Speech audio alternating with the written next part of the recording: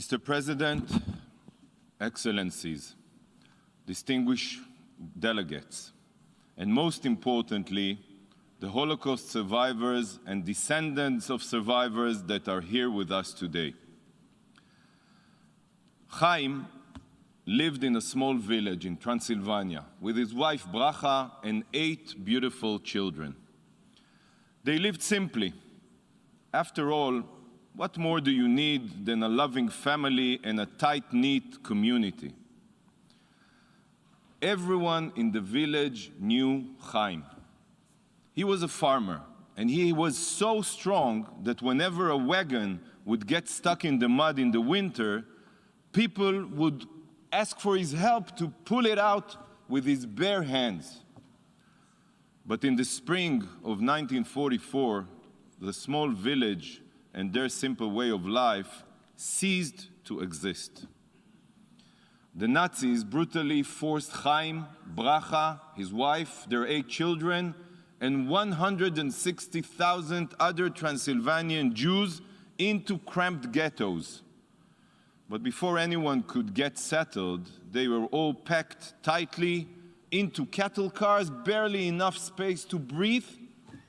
And then, when the trains finally came to a stop, Chaim and his family were met by shouting soldiers and barking dogs.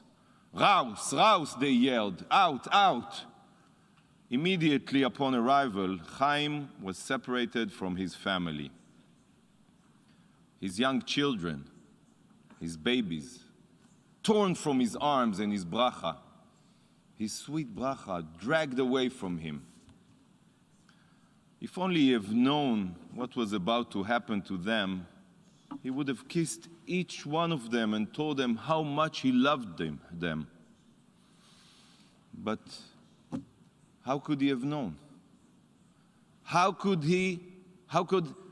have imagined, who could have imagined that such evil existed?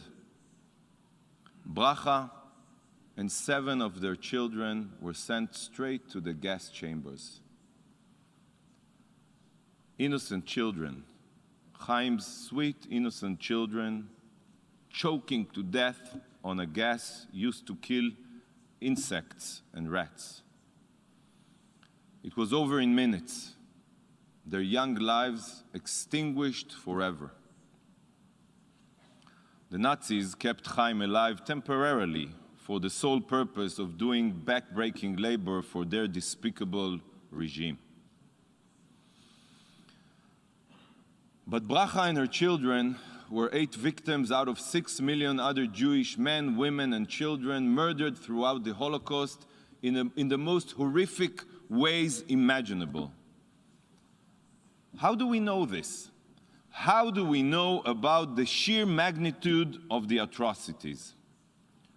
The incomprehensible numbers, the systematic genocide aiming to wipe out an entire people. While the survivors and their liberators have spent years telling their stories, the Nazis left their own irrefutable proof. The Nazis took so much pride in their well-oiled killing machine that they took the effort, at least at the beginning of the war, to keep careful records of their crimes, making the Holocaust the most meticulously documented genocide in history. Nevertheless, we now live in an era in which fiction is becoming fact, and the Holocaust is becoming a distant memory.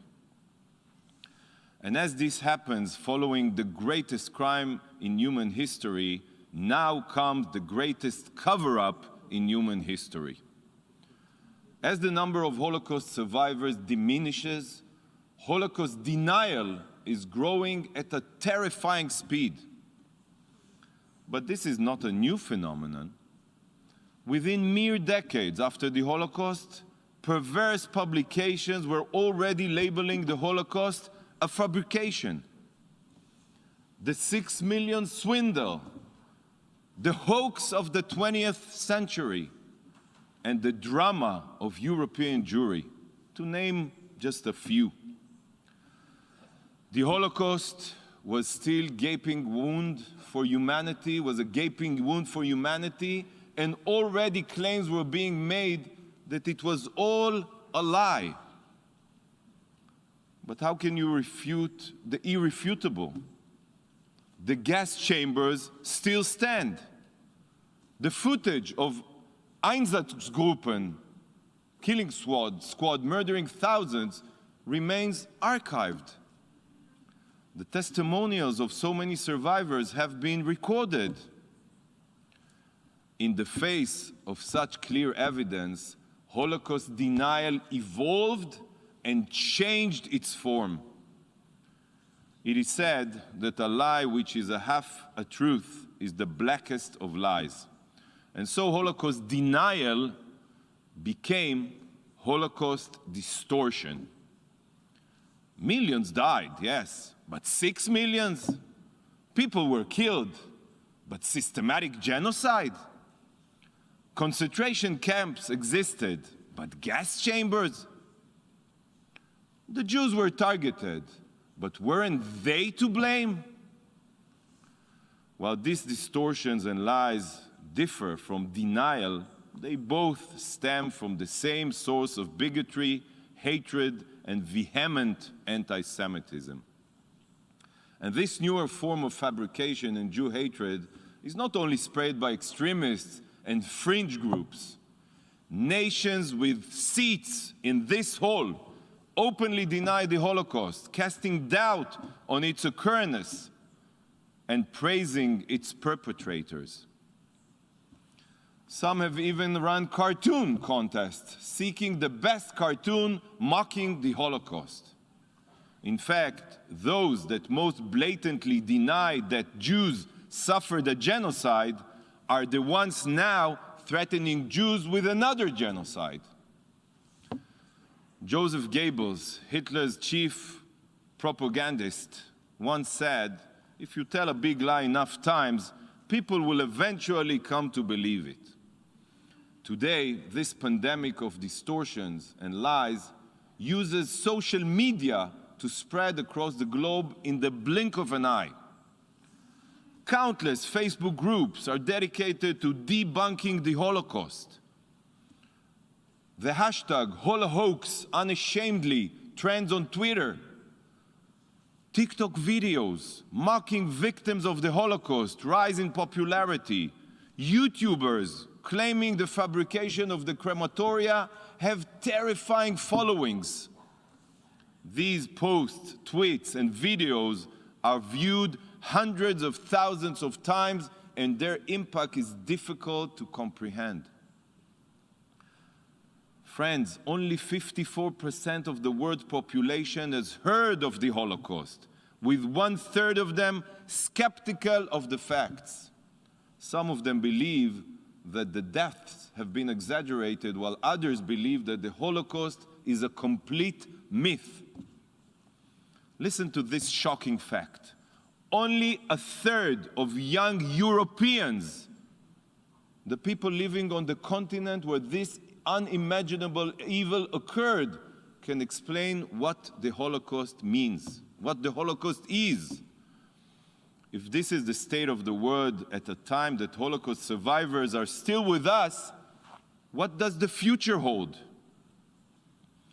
As the number of survivors dwindles, the younger generations are being indoctrinated on social media to doubt reality and trust deception. And while the internet turns into a vile breeding ground of deceit, social media platforms are shirking their responsibility. Despite their importance, these platforms do little to combat this sick phenomenon. And while this darkness grows, they place the blame elsewhere. It's not our responsibility. We are only service providers, we hear from media executives. We recognize those words. We've heard them before. As you dodge responsibility, evil grows. When there is no accountability, evil triumphs. Social media giants can no longer remain complacent to the hate spread on their platforms. Dear colleagues, beyond defining Holocaust distortion and denial, this resolution is a commitment to make sure that this phenomenon will be tolerated no more. As Israel's ambassador, this resolution is my most important initiative, but not only because I represent the Jewish state, not only because I am a Jew, but also because I am the grandson of Holocaust survivors. Chaim, the farmer who lived in a small village in Transylvania, the man who pulled wagons from the mud with his bare hands, the man whose wife and children were torn from his arms and murdered in the gas chambers, he was my grandfather. It was my family that was exterminated on that terrible day. My grandfather Chaim was never able to share with us what he went through in Auschwitz. Every time he began to speak about his experience, he would break down in tears. For me, the Holocaust is the story of my family, and it is my personal duty to share this story with the world. Dear colleagues, we have with us here today guests of honor, Holocaust survivors. Toby, Sammy, Hilda, Norbert, and Rina have joined us for this historic occasion. Each one of them has an inspiring story of survival, an inspiring story of how, in the face of all odds, they are here with us today to share their experience. In addition to the dear survivors, Dr. Albert Bourla, CEO of Pfizer, has joined us as well. Dr. Bourla, the man behind the miracle vaccine, is the child of Holocaust survivors, whose survival was also a miracle. Just imagine how the world would look today if history played out differently for the Bourla family. Now try to imagine how different the world would look today if the 6 million had survived. Our guests are here to be witnesses to the moment that we commit ourselves to commemorating their stories while combating the attempts to erase them. They understand better than all of us that sharing their stories and the stories of their families not only honors the memory of the victims, but also ensures that history never repeats itself. Dearest survivors, no one will erase our stories. No one will erase our past. No one will distort our history. I will never let this happen. We will never let this happen. This moment is our pledge to you that the atrocities of the Holocaust will never be forgotten and the facts will no longer be distorted. This institution was founded in the wake of the greatest crime ever perpetrated. It was founded upon the ethos of never again, and its very essence was to prevent such atrocities from ever repeating themselves against us, the Jews, or against anyone else. Holocaust denial has spread like a cancer. It has spread under our watch. It has spread because people have chosen to be irresponsible and to avoid accountability. The time has come for this institution to return to its roots. The time has come for all of us to right a historic wrong. Israel, the Jewish state, is proud to have led and facilitated such a crucial resolution. And I would like to thank my friend, Ambassador Antje Linderze, Germany's permanent representative, as well as the German government for co-facilitating it with us. One of our core values as Jews is to heal a fractured world. And I urge all of you today to join us in doing so. I thank the over 100 co-sponsors, and I implore those who have not co-sponsored yet to follow suit. Distinguished delegates, when Nazi mass murderer Adolf Eichmann stood on trial in Israel, the Attorney General opened the prosecution with these moving words. As I stand before you here, I am not standing alone. With me are 6 million accusers, but they cannot rise to their feet and point an accusing finger. I too stand here today with 6 million accusers. Yet, while this resolution preserves the memory of the 6 million victims of the past, its goal is to also protect the victims of the future.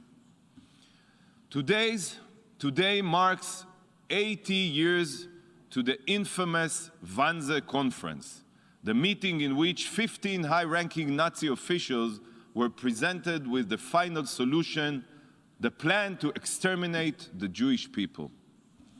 No day is more fitting for the United Nations General Assembly to show its unanimous support for such an apt resolution. Our fight to ensure the memory of the victims whose fates were sealed 80 years ago is a fight that must be fought as a united body. After all, being vigilant about history today helps prevent the tragedies of tomorrow. Thank you from the bottom of my heart.